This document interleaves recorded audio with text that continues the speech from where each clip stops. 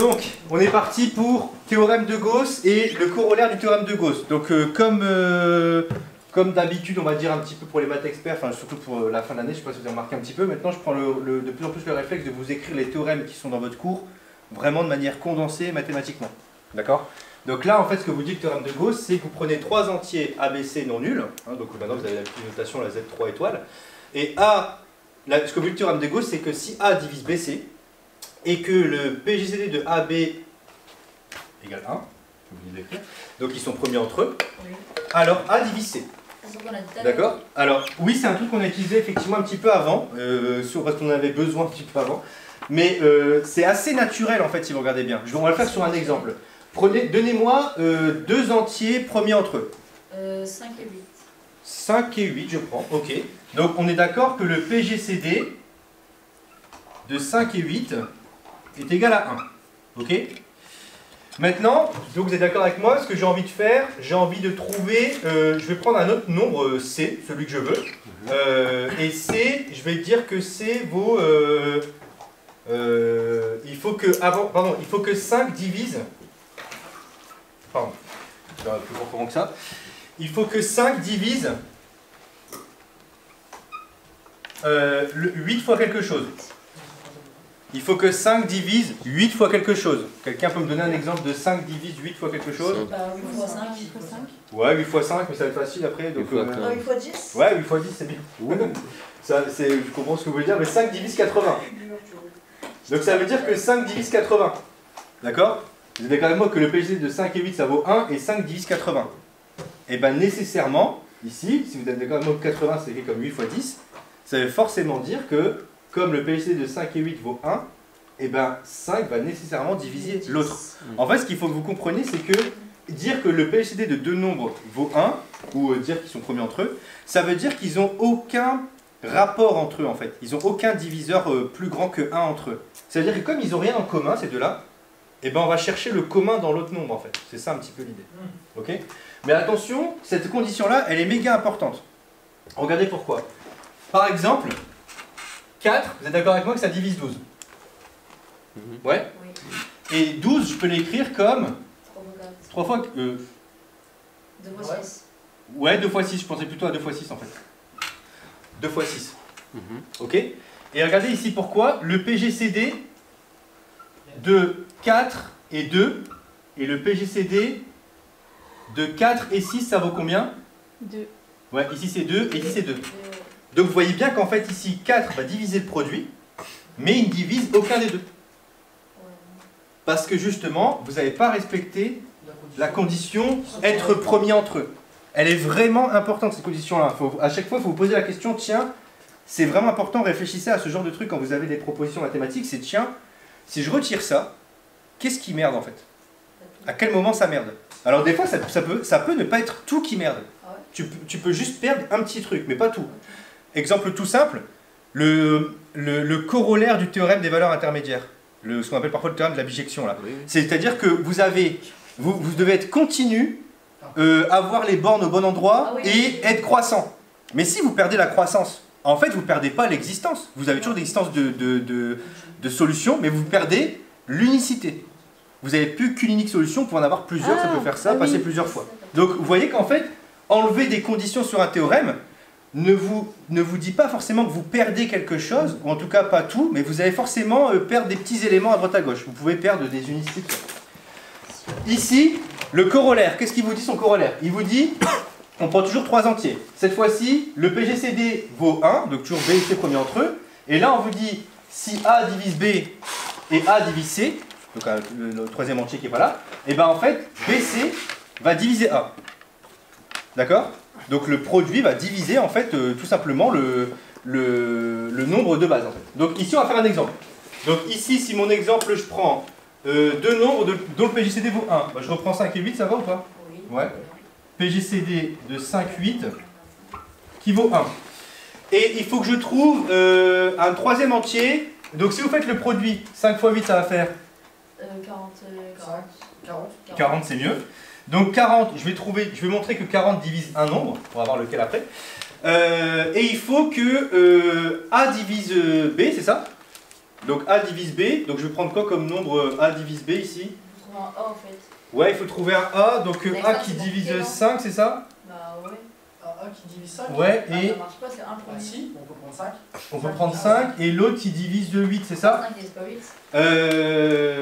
Ah mais j'ai fait une bêtise, excusez-moi, Oh, je l'ai écrit dans l'autre sens, je crois. Bah ouais, je crois. Tant pour moi, désolé. Je me suis trompé. Sinon il y a un problème. Ouais, désolé. Décidément, la fatigue là, ça va pas le faire.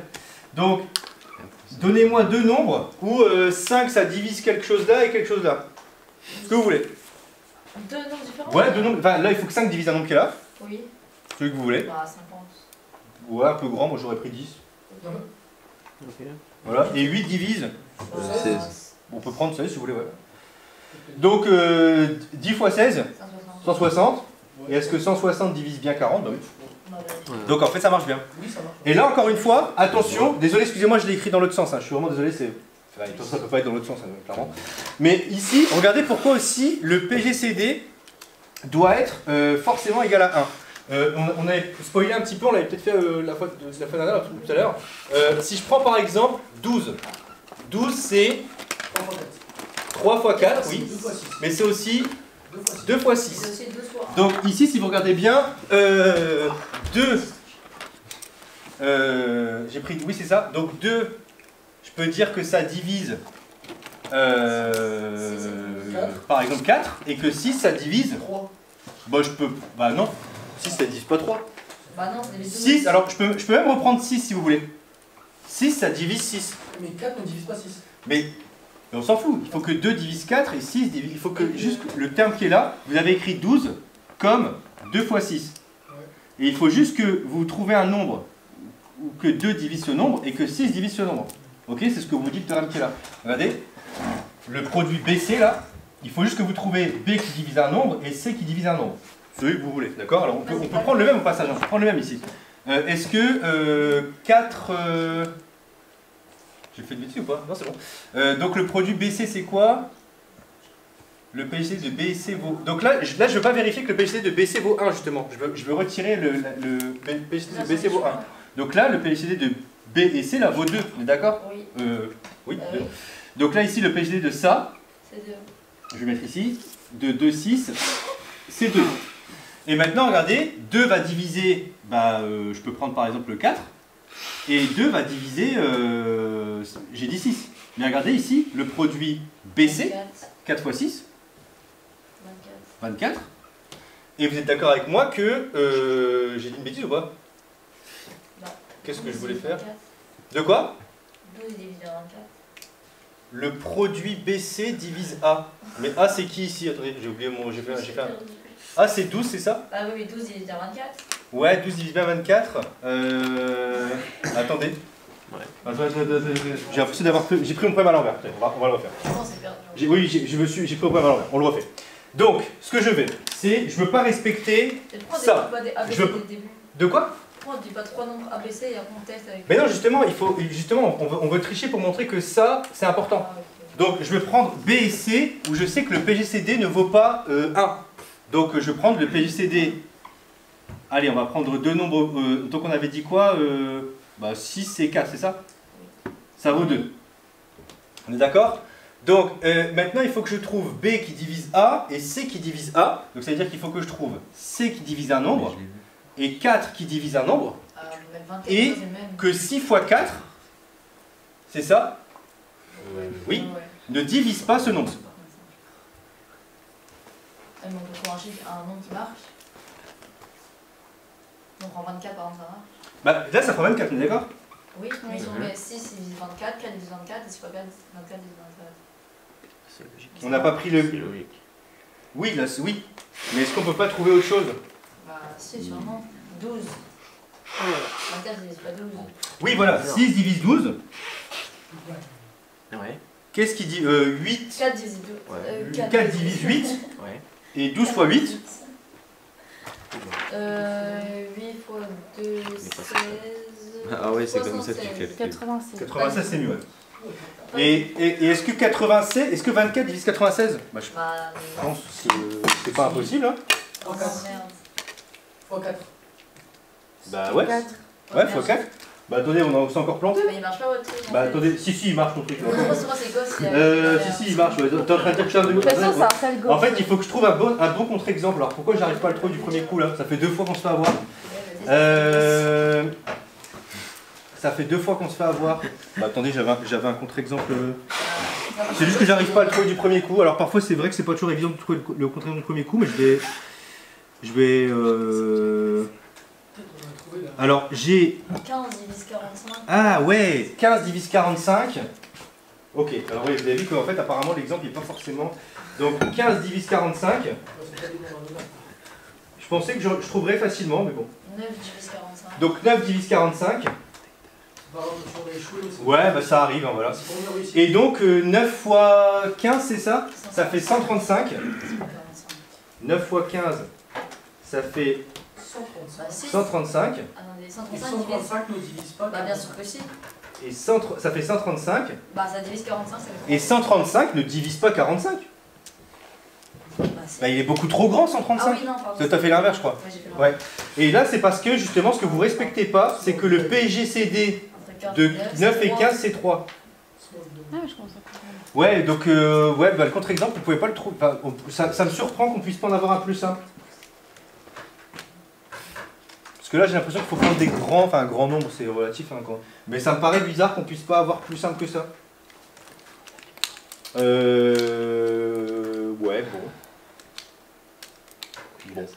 Bon, c'est pas grave. Mais en tout cas, voilà, tout ça pour dire que bah, cette histoire de PGCD là, qui vaut 1, dans les deux cas, je vais le tourner en vert.